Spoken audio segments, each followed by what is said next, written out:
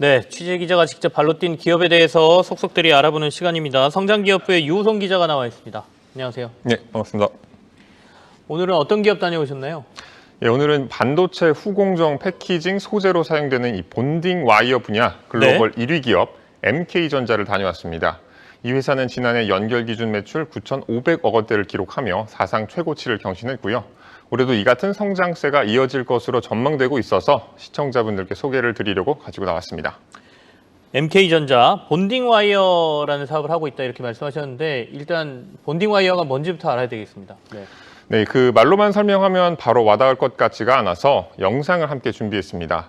이 본딩 와이어는 금이나 구리, 알루미늄 등을 수십 미크론 수준의 얇은 실 형태로 뽑아낸 금속선을 말합니다. 지금 영상에 나오는 것처럼 두루마기로 말아 실뭉치 형태로 판매되는데요. 이런 식으로 얇게 뽑아낸 본딩 와이어는 반도체 제작 과정에서 반도체 칩을 기판에 연결하는 용도로 사용됩니다. 반도체 칩이 기판에 연결됐을 때 전기적인 신호가 오고 갈 수 있어야 하기 때문에 금이나 구리 같은 전도성이 높은 재료를 이용해서 만들어집니다. 저렇게 화면으로 보니까 조금 이해가 더 되네요. 어쨌든 지난해 매출 9,500억 원대를 기록하며 사상 최고치다. 매출도 중요한데 이익도 중요하잖아요. 그리고 올해는 어떨지 좀 궁금한데 NK전자가 좀 자신감을 보이고 있습니까? 예, 자신감을 보이는데 이유가 좀 따로 있는데요. 아무래도 이 반도체 업계는 메모리 반도체 가격이 올해 초 바닥을 찍은 이후 상반기까지 약세를 보일 것이라고 처음엔 전망이 됐었죠. 하지만 최근 서버와 PC 제품의 수요 증가, 기업 재고 감소가 이루어지면서 예상보다 반도체 업황이 빠르게 반등할 것으로 관측되고 있는데요. MK전자는 이런 시장 회복세에 더해 특히 차량용 반도체 시장 수요가 크게 증가하고 있다는 점에 주목했습니다. 차량용 반도체 분야는 최근 공급 부족이 발생할 정도로 수요가 크게 늘고 있는데 이런 흐름이 본딩 와이어 판매에도 영향을 미칠 것으로 회사 측은 예상했습니다. 특히 차량용 반도체는 소비자 안전과 직결되다 보니 안정성이 중요한데 현재로서는 본딩 와이어를 이용한 반도체 제조 방식이 신뢰도가 높다 보니 수요가 늘어날 것으로 관측이 되고 있는 겁니다. 자세한 이야기는 이진 MK전자 대표의 이야기를 직접 들어보겠습니다. 기존 고객인 저희 삼성, SK하이닉스, 인텔 등이 그렇게 또 차량용 반도체의 시설을 증설시킨다고 하면은 저희 MK로서도 굉장히 성장이 또 기대가 되고 있고요. 그래서 매출 기준으로 보면은 작년보다는 덜 하겠지만 그래도 한 10% 정도 성장을 해서 한 8천억 정도 매출액을 기대하고 있고요.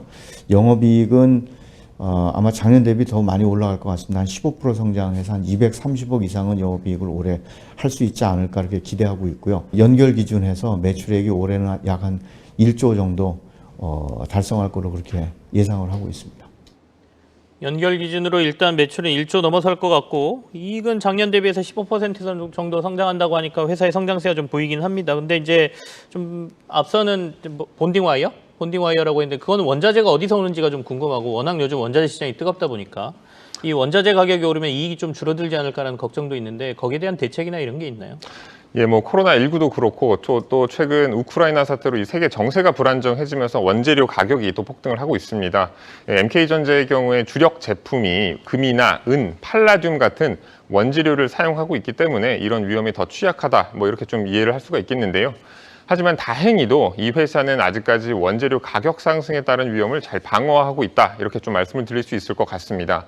MK전자는 러시아나 우크라이나 측과는 원재료를 거래하고 있지 않고 호주나 독일, 인도네시아 등에서 원재료를 수급하고 있어서 직접적인 위험에서 비껴갔다고 할 수 있습니다. 또 이 회사는 ESG 경영의 일환으로 충북 음성에 친환경 리사이클 공장을 운영하고 있는데 여기서 산업 폐기물을 정제해 금이나 은, 구리 같은 귀금속을 얻을 수 있어 원재료 공급망 다변화를 꾀하고 있습니다. 하지만 그래도 원재료 값이 올라서 영업이익에 부정적인 영향을 미칠 수 있는 것이 아니냐는 지적이 나올 수도 있는데 이 역시 고객사들과 원재료 가격 연동제를 운영하고 있어서 원재료 가격이 오르면 오히려 매출과 영업이익이 늘어나는 재무 구조를 가졌습니다. 이 연동제 좋네요. 결국에는 제품의 가격을 구매자한테 전가시킬 수 있다는 부분이니까 원재료에 대한 부담은 조금 덜어도 되겠다는 생각이 들고요. MK전자는 본딩 와이어 외에도 솔더볼 분야에서 강점을 가진다. 제가 검색을 해보니까 그런 얘기가 나오는데 솔더볼은 뭐예요? 솔더볼은 이제 작은 반도체를 쌓을 때 연결해주는 그런 재료라고 좀 볼 수 있는데요. 이 MK전자 전체 매출 비중을 보면 솔더블 매출은 10% 정도를 차지하고 있습니다. 매출 비중은 작지만 영업이익률이 높아서 실제로는 회사의 알짜 사업이라고 할 수 있는데요. 이 분야도 글로벌 3위에 오를 만큼 상당한 경쟁력을 갖추고 있습니다. 특히 최근 반도체가 소형화되면서 좁은 공간에 반도체를 많이 넣기 위해 반도체를 여러 겹 쌓는 적층형 반도체 사용이 늘고 있는데, 이에 따라 반도체를 쌓을 때 접착제 역할을 하는 솔더블 제품의 크기도 점점 작아지는 동시에 또 높은 신뢰성까지 요구받고 있습니다. 단적인 예로 고신뢰성 솔더블인 카파코어 솔더블을 출시해서 시장 변화에 대응하고 있고, 또 첨단 반도체 공정에 적용될 수 있는 하이엔드 솔더블을 개발해 이런 시장 변화에 계속해서 대응한다는 계획입니다. MK전자가 이제 반도체 관련된 여러 가지를 한다고 말씀하셨는데 2차 전지 소재 사업 쪽으로도 진출을 한다죠? 네. MK전자가 진출하려는 분야는 2차 전지 소재 중에서도 실리콘 음극재 분야입니다. 삼성 SDI와 지난 2019년 해외 공동 특허를 취득했고요. 회사는 초기 효율이 뛰어나고 공정이 단순해 가격 경쟁력이 뛰어나다고 알려진 실리콘 알로이 소재를 개발하고 있는데요. 실리콘 알로이는 앞서 말씀드린 그런 장점에도 불구하고 충방전 유지율이 상대적으로 낮다는 단점이 있었습니다. 하지만 이를 보완할 수 있는 솔루션을 찾아 현재 파일럿 수준의 성능 구현 단계에 접어든 상태고요. 또 함께 연구 개발이 진행 중인 SiC 복합재의 경우 실리콘 함량을 늘려 용량을 증가시키면서도 또 충방전 유지율을 떨어뜨리지 않는 특성을 구현하는 데 초점을 맞추고 있습니다.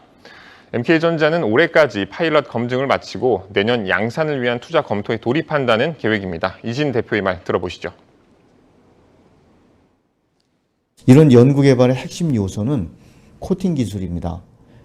저희가 개발 중에 있는 코팅 기술은 기존의 유지율을 향상시킬 수 있는 뿐만이 아니고 용량까지도 높이는 그런 결과를 나타내고 있습니다. 현재 지속적으로 국내외 여러 고객사들과 테스트를 진행을 하고 있고, 또 연구기관들과 협력을 통해서 효율성을 또 높여가고 있습니다.